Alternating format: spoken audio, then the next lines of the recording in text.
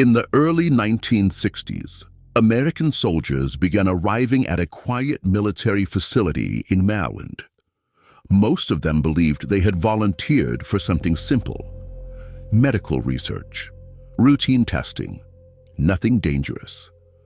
They were told the experiments would help the U.S. Army understand how different chemicals affected the human body. The Cold War was at its peak, and military scientists were studying ways to protect soldiers from chemical warfare. The men were young, healthy, many of them barely out of basic training, and like most soldiers at the time, they trusted the system they served. So when they signed the consent forms and stepped inside the laboratories at Edgewood Arsenal, few of them asked questions. Inside those buildings, doctors in white coats monitored their reactions carefully. Clipboards, cameras, observation rooms. The environment looked clinical, controlled, almost routine. But what many of the soldiers didn't fully understand was what they were actually being given. Some were exposed to powerful hallucinogenic drugs, others to experimental chemical compounds. In certain cases, the men began to hallucinate within minutes. Reality would distort, time would stretch. Some believed they were losing control of their minds. Others experienced paranoia so intense they believed they were under attack. And decades later, many of them would say the same thing. They had no real idea what they had been exposed to. For years, the program remained largely unknown outside military circles, but eventually, documents began to surface, and what they revealed raised a disturbing question. What exactly had been happening inside Edgewood Arsenal?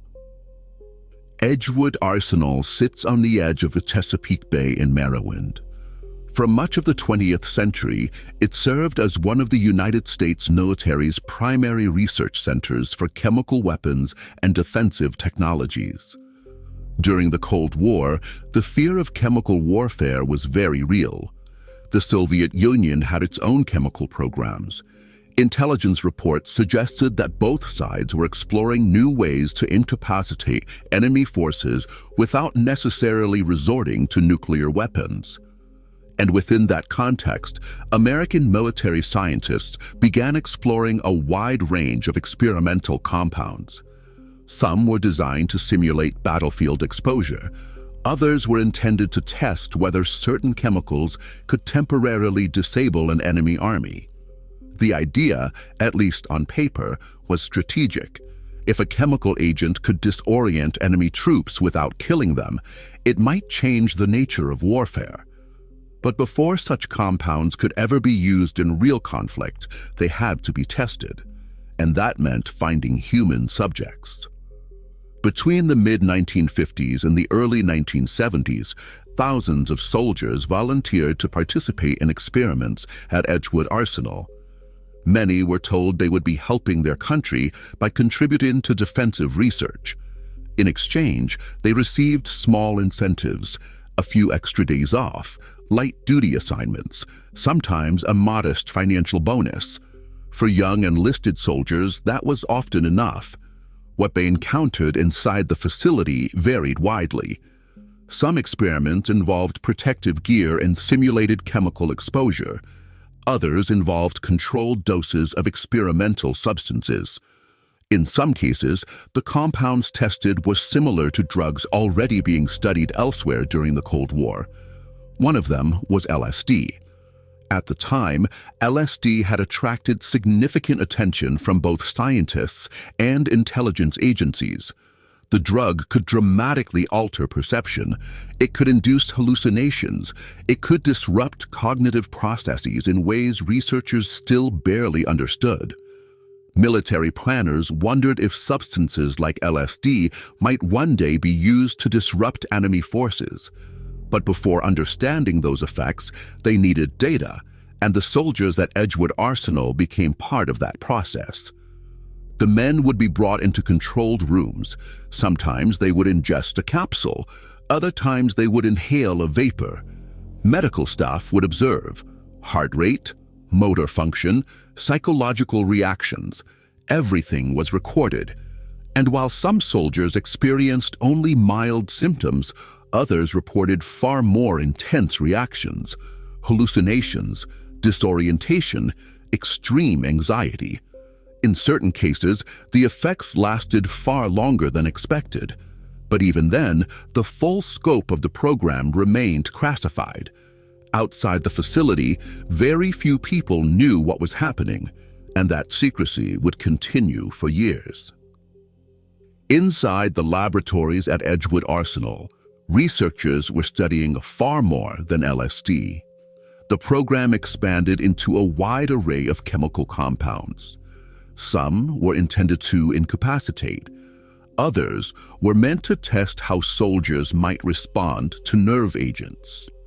The experiments were conducted under controlled conditions, with medical personnel present. But the experiences described by participants often sounded anything but routine. Some soldiers recalled being placed in sealed chambers. Others described sudden waves of confusion after ingesting unknown substances. In several documented cases, volunteers experienced intense psychological effects. They lost track of time. They struggled to communicate. They felt overwhelming fear without understanding why. One participant later described watching the walls of the room appear to melt around him. Another believed the experiment had permanently damaged his mind. And yet, the researchers continued. Data was collected, observations were recorded, reactions were analyzed. The goal was to understand how different chemicals affected the human body and mind. At the height of the Cold War, military planners believed this research might provide strategic advantages. But the experiments also raised ethical questions that would only become widely discussed years later. Many of the soldiers involved did not fully understand what substances they were being exposed to. Some were told only that the compounds were part of classified testing. Others were given minimal information about potential side effects.